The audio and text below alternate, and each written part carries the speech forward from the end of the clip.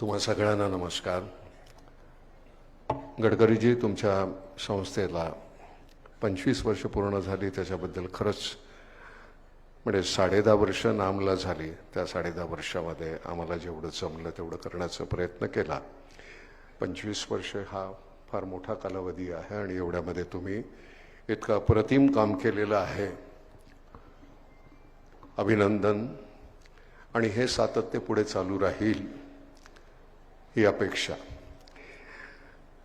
मकरंद हा सतत मला श्रेय देतो, त्याचं कारण 5 मिनिटंच बोलायचं असं सांगितलं होतं, त्यातली माझे 5 मिनिटातली 4 मिनिटं अजून त्यांनी खाल्ली, त्यामुळे मग त्यांनी ते श्रेय देऊन मला गप्प केलेलं आहे. वास्तविक खरं सांगतो की खरंच एकाने केलेलं काम नाही आहे. आज आमचं जर काम कोणीच पुढे चालवत असेल, नितीनजी हा आमचा गणेश थोरात म्हणून जो मुलगा आहे, इतकं सातत्यानं काम करतो. सिव्हिल इंजिनियर आहे स्वतः आणि सतत अखंड. आता आम्ही येण्याच्या 4 दिवस आधी इथे आपल्या विदर्भामध्ये खूप ठिकाणी काम चालू आहे. मी कामाची जंत्री मानणार नाही. कुठल्याही क्षेत्रामध्ये आपण जर गेलो, सामूहिक पद्धतीनं केलेलं काम हे एकट्याने केलेल्या कामापेक्षा केव्हाही मोठंच असणार. आम्ही नाटकाचं उदाहरण घेतलं तरी सुद्धा आम्ही ज्यावेळी सगळे जर असतो त्यावेळी होतो तेव्हा त्याचं नाटक, नाही तर मग ती एक स्टँडअप कॉमेडी होते. त्याला काही फारसा अर्थ नसतो. 2 मिनटं 3 मिनटं 5 मिनटं तुम्ही ती एन्जॉय करता, पण त्याच्यानंतर नाही. नाटक एक सामूहिक त्याचा परिणाम असतो. आपल्याकडे आता ह्या इतक्या संस्था आहेत. मला कायम एक वाटतं असं की प्रत्येक वेळी आपण कुठलं काम करत असताना मला या संस्थेची मदत लागणार असेल किंवा त्यांना कळत असेल की मला त्यांची गरज आहे, त्यावेळी सगळ्यांनी एकत्र येणं फार गरजेचं आहे. हे काय आपले राजकीय पक्ष नव्हेत. आपल्याला वाटलं म्हणून आपण हे सगळं करतोय, मनापासून करतोय. त्यातून आनंद काय, तर केवळ आनंद हाच आनंद. त्याच्यातून आपल्याला मिळणाऱ्या पुरस्कार हवेत का, मला पद्मश्री व्हायचंय, पद्मभूषण व्हायचंय, हे सरकार काय करायचं ते त्यांचं ते ठरवतील. मला काय पाहिजे त्यातून, तर मला फक्त एक समाधान पाहिजे. गावाखेड्यात गेल्यानंतर लोकांच्या चेहऱ्यावर आपल्या कारणामुळे हसू येत असेल तर अजून काय वेगळं लागणार आहे. त्यामुळे तेवढीच एक अपेक्षा आहे, सतत तेवढंच करायचं. नाटकात काम करत असताना मी खरं तर तळागाळातून आलेला, अतिशय गरिबीतून आलेला मी होतो. 2 वेळच्या जेवणाची भ्रांत होती, त्यामुळे मला तिथे जाणं जास्त मला सोपं जातं. श्रीमंत मंडळीमध्ये मला ते जमत नाही. मी शहरामध्ये राहू शकत नाही. मी गावाखेड्यामध्ये राहतो. माझ्याकडे 10-12 गायी आहेत, 5-15-25 कुत्री आहेत, जी रस्त्यावरची आणून सोडलेली शेतावर. एक 12-14 एकर माझं शेत आहे आणि तिथे उगवलेलंच खात असतो. तिथल्या आता माझा जो आमदनी माझी आहे, तिथे जर काही नाही उगवलं तर मला इतका त्रास होतो. तर आमचा जो कोरडवाहू जो शेतकरी आहे त्याला किती त्रास होत असेल की त्याच्याकडे कधी पाऊसच जास्त झाला, कधी झालाच नाही. तर याच्या पोटी कुठेतरी, आणि आम्ही कुठल्या दुसऱ्या गोष्टी काही केल्या नाहीत का? आम्ही सगळ्या गोष्टी करतो आनंदासाठी आमच्या. पण मला खरं सांगतो, शहरामध्ये गेल्यानंतर तुम्हाला त्या भिंती आहेत, त्या भिंती मला आता कबरीसारख्या वाटायला लागल्या. फक्त स्क्वेअर फीटमध्ये आहे. तुझी किती कबर मोठी? 1000 फुटाची आहे का? माझी 2000 फुटाची आहे. त्याची 4000 5000. त्याच्यामध्येच आभाळ पाहायचं ते सुद्धा खिडकी एवढंच आभाळ आहे. पण शहरातल्या मंडळींना, मुंबईतल्या मंडळींना, मित्रांना मी म्हणतो, गेल्यावेळी कधी आभाळ पाहिलंस? असं पाहायला वेळच नाही आहे आम्हाला. केवळ मी माझी घर, माझं 4 मंडळी जी आहेत त्याच्या पलीकडे आम्ही विचारच करत नाही. आणि मी खरं सांगतो, नाटक सिनेमातून मिळणारा पैसा, त्यातून मिळणारे सन्मान, त्याच्या पलीकडचा आनंद आम्ही ज्यावेळी नाम फाउंडेशन सुरू केलं त्यावेळी मिळाला. काय म्हणजे पहिल्या वेळी, म्हणजे हा मकरंद हा मराठवाड्यातला, तर त्याला म्हटलं, बाबा हे पैसे घे, प्रत्येकी 1500. इतक्या आत्महत्या झाल्या होत्या आणि नवीन गाडी घेऊया आपण, चला, त्याच्यासाठी पैसे जमा केले होते. आणि मग संध्याकाळी आपलं TV पाहत असताना हातात ग्लास आणि एक इंटरव्ह्यू पाहत होतो. ज्याच्या घरी आत्महत्या झालेली आहे अशा एका शेतकऱ्याच्या कुटुंबाचा इंटरव्ह्यू होता. आई, वडील, बायको आणि मुलं. बाप गेलेला आहे, नवरा गेलेला आहे, मुलगा गेलेला आहे, असं ते कुटुंब. पण त्यांच्या डोळ्यामध्ये आपलं कोणीतरी गेलं याच्यापेक्षा संध्याकाळची भूक जास्त वाटली मला. कदाचित मला ते नट म्हणून असेल का जाणवलं माहिती नाही. म्हटलं आलं हे काही खरं नाही. आपण गाडी घेण्याचा विचार करतो आणि हे काय चाललंय. मग मी त्याला म्हटलं की चला आपलं काहीतरी कर्तव्य आहे माणूस म्हणून.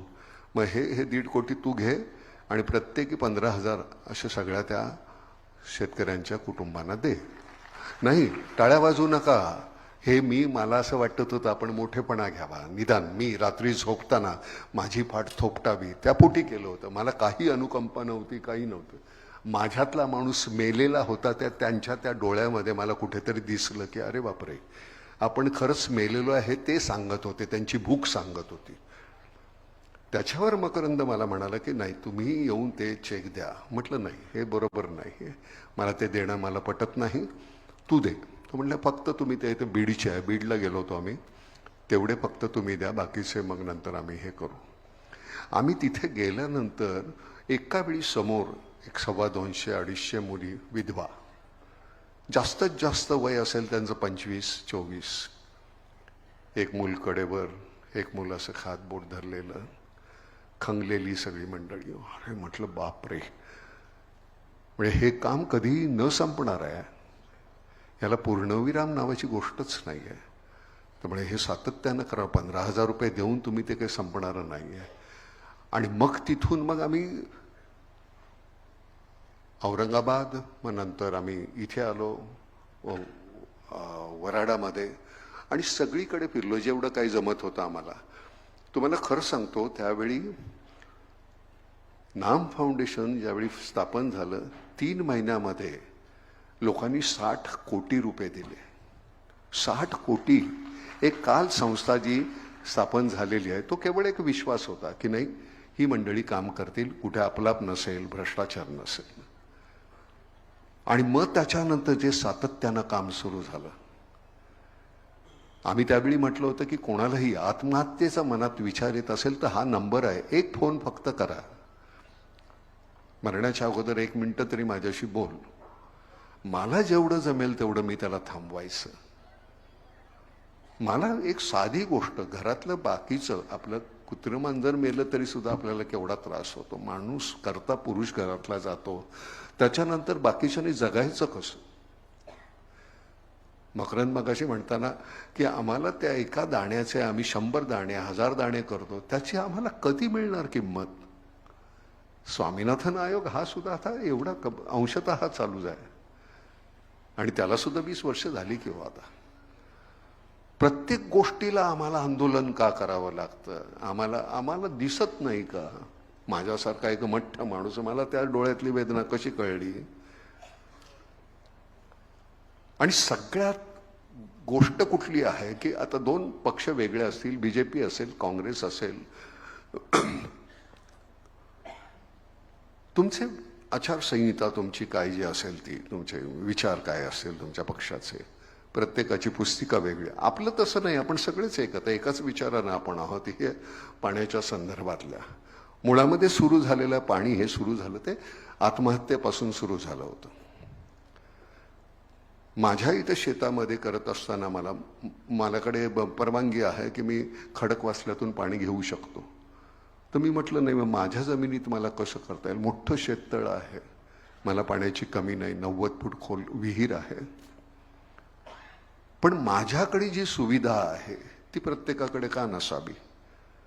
मला खरं सांगतो, मी नेहमी म्हणतो की माझ्याकडे कधी भिंतीच नाही आहेत. माझ्याकडे डोंगर आहे, इकडे डोंगर, इकडे डोंगर, इकडे डोंगर, आणि मध्ये मी राहतो.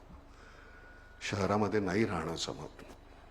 आम्हाला वेळच नाही आहे. माझ्याकडे कुठेतरी काहीतरी एवढं शिजलं जायचं, ते पलीकडे जायचं, तिकडे शिजलं की आमच्याकडे याचा वास यायचाच ना. भिंती होत्या पण भिंती नव्हत्या आमच्या शेजाराला पूर्वी. आता तसं नाही. पलीकडे काही झालं तरी आमच्याकडे उत्सव चालू असतो. आपण एकमेकांशी, आपण ह्या सगळ्या संस्था, त्याचं नाव काही ठेवा तुम्ही, एक सामूहिक नाव ठेवा. आपण एकत्र ही चळवळ म्हणजे केवळ बोलण्यासाठी किंवा भाषण करतोय आपण असं तसं नाही. चळवळ आतूनच ते यायला पाहिजे. जसं म्हणतो की माझं गावच माझा भारत आहे, बस तेवढं पुरतंच करा. प्रत्येकाने तेवढं केलं की झालं, सगळं आमचं समृद्ध होईल भारत. पण आमचा गोंधळ कसा आहे, मला त्यातला श्रेय, आम्ही हे केलं, मग माझी तुमच्याबरोबरची स्पर्धा, तुलना, आणि त्यातून मग मी तुमच्यापेक्षा जास्त कसा, काही गरज नाही त्याचं. विक्रम गोखले हा माझ्यापेक्षा अप्रतिमच नट राहणार मरेपर्यंत, मी त्याच्यासमोर कोताच राहणार हे मी मान्य करायचं आणि त्याच्याकडनं शिकण्याचा प्रयत्न करायचा. मला त्याच्यापेक्षा मोठं नाही व्हायचं, मला सतत माझ्यापेक्षा मोठं व्हायला हवं. त्याच्याबरोबरीला मी जाऊ शकेन की नाही मला माहिती नाही. ते करत राहणं, आपली स्पर्धा ही केवळ आपल्याबरोबरच असावी, बाकी कोणाबरोबर नसावी. आमच्या आईला मी नेहमी विचारायचो की आई, अगं मुसलमान आणि हिंदूंमधला फरक काय आहे ग? ते म्हणले काय नाही, आपण हात जोडून नमस्कार करतो, ते हात उघडून नमस्कार करतो. किती सोपी व्याख्या आहे ना दोन धर्मातली. आम्हाला लहानपणापासून हे शिकवलं, त्यामुळे मला कधीच तू कुठल्या जातीचा आणि धर्माचा आहे मला विचारावंसंच वाटलं नाही.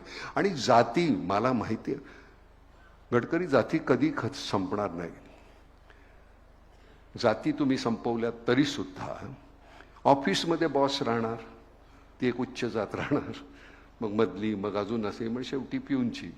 तर तुम्ही शेवटी तुमची पात्रता काय आहे, तुम्ही करता काय, किती आपल्यामध्ये कुवत आहे, त्याच्यावर आपली जात ठरते. कांबळी नावाचा आमचा बॉस, मला आनंद होतो, कांबळे माझा बॉस आहे. एक दिवस त्याला तिथेच आम्ही असे बघायचो.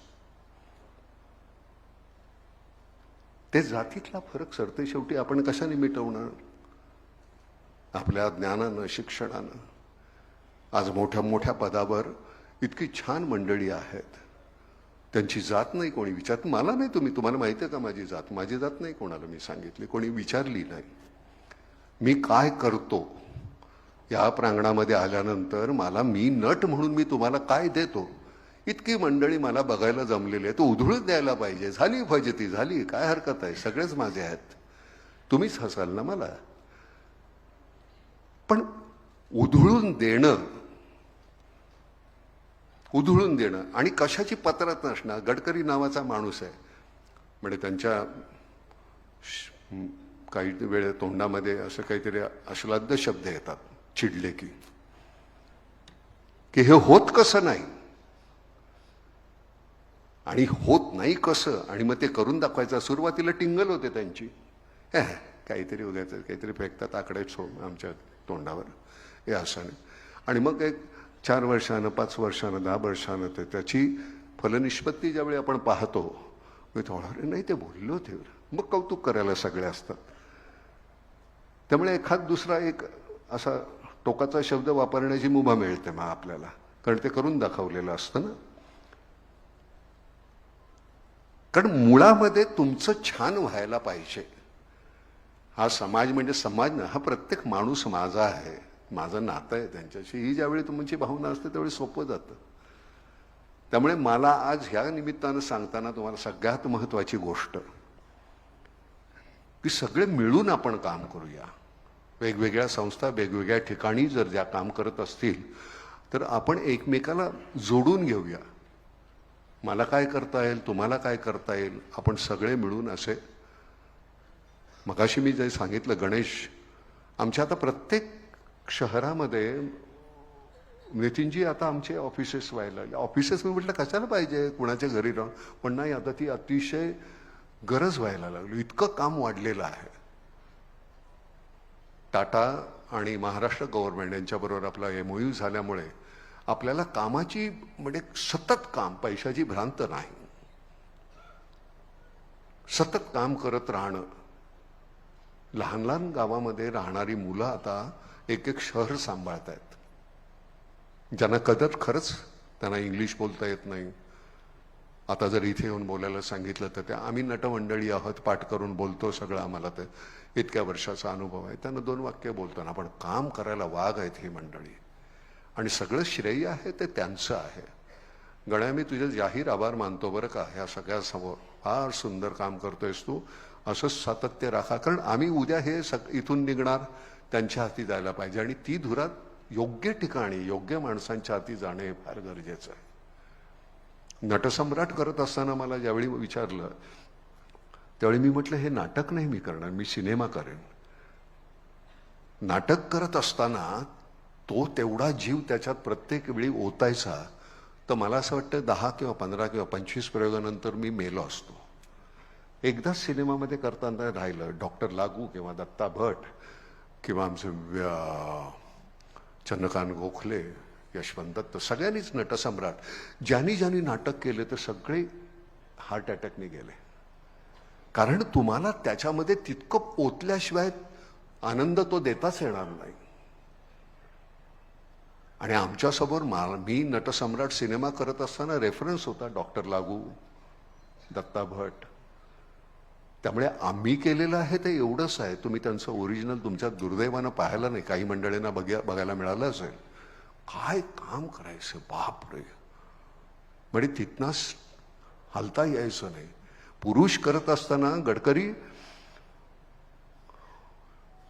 मध्यंतरामध्ये पडदा बंद झाल्यानंतर एकही खुर्चीचा आवाज यायचा नाही. त्याचा इम्पॅक्ट इतका असायचा. विजयाबाईने इतकं अप्रतिम नाटक ते बसवलं होतं की लोकांना ते सुन्न करायचंय. आम्ही इथे आणि मग थोड्या वेळाने कुठे ते 1 खुर्ची 2 खुर्ची असं कर. तो जो आनंद मिळायचा ना, अत्युच्च आनंद आहे नट म्हणून. तोच आनंद नामचं काम करताना मिळत असतो. इतका आनंद होतो की वा वा वा वा, या गावामध्ये हा हिरवा रंग फुललेला आहे, तो आपण काम केलंय त्याच्यामुळे. काय अजून लागतं तुम्हाला? काही लागत नाही. बरं, उद्या मरणावर विश्वास ठेवला ना की जगणं इतकंच छान आहे. पण मंडळी समजतच नाही की आपण मरणार आहोत. संचय करत राहायचा. संचय किती करणार, काय करणार, सगळं इथे ठेवणार, 12 मनच लाकडं लागणार, हे लक्षातच येत नाही. अजून हवंय, अजून हवंय, अजून हवंय. आणि मग सरते शेवटी तो श्वास घेत असताना, मगाशी तू म्हणलास ना त्या प्रदूषणाच्या संदर्भात, मध्यंतरी त्या म्हणजे आपल्या ह्याच्या वेळी, करोनाच्या वेळी बिल देत असताना तुमच्या ह्याच्यावर होते, कशावर ते ठेवायचे, व्हेंटिलेटर. त्या व्हेंटिलेटरवर तो माणूस बिल देताना 8.5 लाख रुपये त्याचं बिल, तो रडायला लागला. तर म्हणले पैसे नाही आहेत म्हणून. का? ते म्हणले तसं नाही, जन्मल्यापासून इतका मी श्वास त्यांनी दिलेला उपराला, त्याला कधी मी धन्यवाद नाही म्हणालो आणि त्यांनी मला कधी बिलही नाही पाठवलं. 4 दिवस मी राहिलो व्हेंटिलेटरवर, 8.5 लाख रुपये तुमचं बिल आहे. तर प्रदूषणाच्या बाबतीत ते म्हणतोय, जन्मल्यापासून आपण श्वास घेतोय, इतका छान श्वास घेतोय सगळा, 1ही रुपया नाही त्यांनी मागितला आपल्याकडे. त्याला छान ठेवणं ही आपली गरज आहे आणि आपली गरज आहे, त्याची गरज नाही आहे. त्याला जे करायचं ते करेलच तो. पाण्याचा एकही थेंब वाया जाता कामा नये. हात धुवत असताना इथं नळ चालूच आहे, तोंड धुतोय चालूच आहे नळ. ज्यावेळी आपण पाहतो 2-2, 3-3 मैलांवरना पाण्याचा 1 हंडा घेऊन येत आहेत बायका, म्हटलं हे कुठलं चित्र आहे ते बघा आणि मग तिथे काम सुरू करा. ही माणसं का अशी करतायत? आणि आता मी तुम्हाला खरं सांगतो, मी मध्यंतरी बोललो होतो की आता 75 झालं, 76 आता होतील. आता नुसतं भटकत राहायचं, गावोगाव भटकत राहायचं. ही इतकी मंडळी, फार मोठी मंडळी बसलेली आहे तिथे, ते लाईन, मी त्यांना नमस्कार करेन जाऊन. आम्ही नुकतीच कुठेतरी आतून उर्मी. आणि नट म्हणून सुद्धा तुम्हाला सांगतो, गडकरी नुसतं घरात मत बसून नट नाही होता येत. रोज नव्या दुःखाच्या शोधामध्ये आम्हाला फिरायला पाहिजे, तरच नवीन पद्धतीनं हास्य आणि दुःख दोन्ही आम्ही करू शकू. नाहीतर त्याच पद्धतीनं आम्ही जे इमोट करत राहिलो ते मोनोटोनस होईल. नवीन दुःख, मग तीही अशी गावोगाव फिरताना मग ती नवीन दुःख दिसली. ती नवीन दुःख दिसल्यानंतर लक्षात आलं की आमचं दुःख इतकंच आहे. आम्ही त्याला डोंगरा एवढं म्हणत होतो कारण आम्ही इथे धरलं होतं. ते इथे धरल्यानंतर कळलं अरे चिमुटभरच आहे.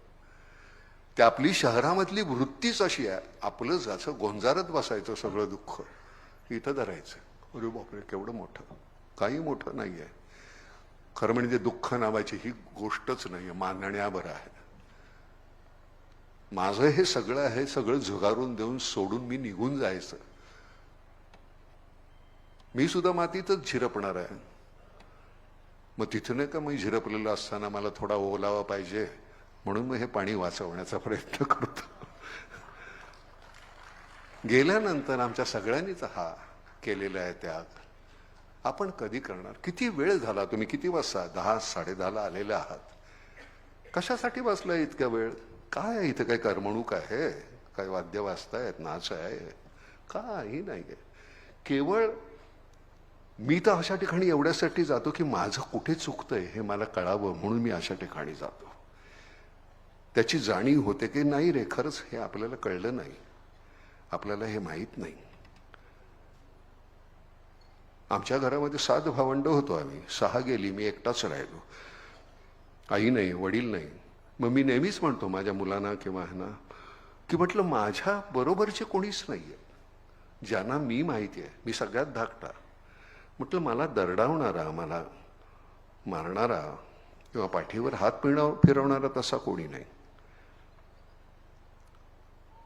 त्यामुळे मग इथं गेलो की गावाखेड्यामध्ये एखादा कोणतरी वयोवृद्ध नुसतं चेहऱ्यावर अशा त्यांनी असं नुसतं केलं की असं वाटतं आई वडील भेटले पुन्हा नव्यानं.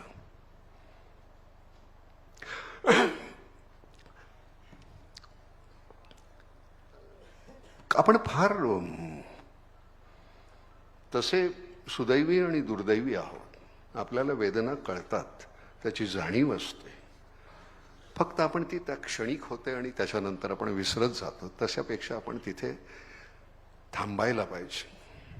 म्हणून मी आता महाराष्ट्र सोडावा का असा विचार करत होतो आणि कुठे अगदी गावाखेड्यामध्ये डोंगरामध्ये जाऊन मग तिथल्या लोकांची काही तिथे मला काही करता येईल का. माझ्याकडे थोडेसे साठवलेले पैसे आहेत. मग ते एवढंसं एक छोटंसं गाव घ्यावं ते मी माझ्याकडे आणि मग त्याचंच करावं. तिथेच आपले 4 खांदे शोधावे आपण आणि तिथेच जावं. अशा पद्धतीनं काहीतरी, पण सतत त्यांच्यासाठी काहीतरी करावं असं अजूनही वाटतंय. कदाचित मग तिथला जर पार असेल तर तिथल्या पारावर नाटकसुद्धा करेन त्यांच्याशी. मग ती लहान लहान मुलं असतील आजूबाजूला. काहीतरी वेगवेगळ्या विचित्र काहीतरी आनंदाच्या कल्पना आहेत आमच्या. पण सगळ्यात मोठा आनंद हा आमचा नाम आणि तुमची ही जी संस्था आहे. मी खरंच तुम्हाला नमस्कार करतो. तुम्ही ह्या सातत्यानं जे करता आहे कमाल आहे. फक्त एकच पुन्हा नव्यानं सांगतो आणि तेच सांगतो की आपण एकत्र येऊया आणि एकत्र मिळून काम करूया. कधीही कुठल्याही गावी कुठल्याही कामासाठी बोलवा. आम्हाला आमच्यातले सगळेच येतील ज्यांना ज्यांना शक्य आहे तर, पण बोलवा की नाही तुमच्याबरोबर केल्यानं हे असं असं होणार आहे. काही नाही, मला आता फक्त आल्यानंतर एकच वाईट वाटलं की इथे नाटक करता आलं असतं तर बरं. हा एवढा ऑडियन्स समोर आहे आणि जर का इथे करता आला to be or not to be that is the question, हे करता आलं असतं नाटक म्हणून तर किती छान वाटलं असतं. पण एनिवे फार धन्यवाद. तुम्ही इतका वेळ बसला, छान, अतिशय बरं वाटलं. आणि नितीनजी आणि आमचं नातं ते फार फार छान आहे. इतके दिवस टिकलेलं आहे. आम्ही एक काही मागितलं नाही त्यांच्याकडे. आज मागितलं मी, म्हटलं तर नागपुरामध्ये जरा ऑफिस करायचं आहे, जर कमी पैशात कुठल्या तरी बिल्डरला सांगता आलं तर जरा सांगा, कारण हे संस्थेचे पैसे आहेत त्यामुळे आम्हाला ऑफिस करायचं. एनिवे तुम्हा सगळ्यांच्याबद्दल फार अभिमान आहे बरं का. असंच छान करत राहा आणि भेटत राहूया आपण. हा,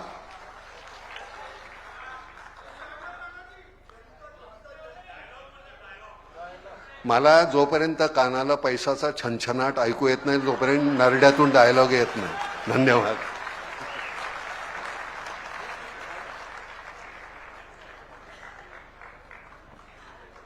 थोडंसं गडकरी साहेबांची